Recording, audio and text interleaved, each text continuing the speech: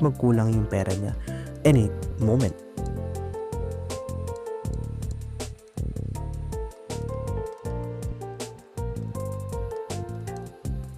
Sa totoo lang, ang sabi ko sa kanya, hindi ka naturally overthinker. Hindi ka rin mahina. Natutunan lang ng utak mo na isipin na yung pag-overthink is a form of protection. Yung pag-alala is nakakatulong na para bang sinasabi ng utak mo na kapag iisipin ko to ng paulit-ulit, baka mapigilan ko yung posibleng negatibong mangyari. But the truth is, hindi ka talaga pinoprotektahan ng overthinking. Pinapagod niya lang yung utak mo. At habang tumatagal, mas nagiging default mode mo ito. Kaya nagiging automatic siya.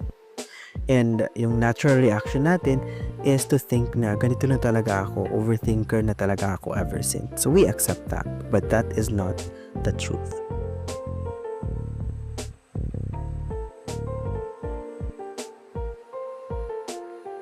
Kahit pa sabihin mo ng paulit-ulit na kumalma ka na, matulog ka na, stop overthinking.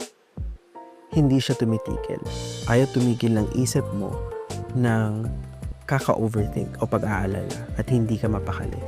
At as I've mentioned, hindi yan dahil it's a personality flaw. Dahil yan, kasi subconscious habit na siya. Our subconscious holds 95% of our beliefs, our patterns, and therefore our habits. So kapag paulit-ulit mo siyang ginagawa or iniisip, nagiging habit na siya at nakasanayan na yan ng katawan mo. Kaya hindi siya basta-basta mapipigilan.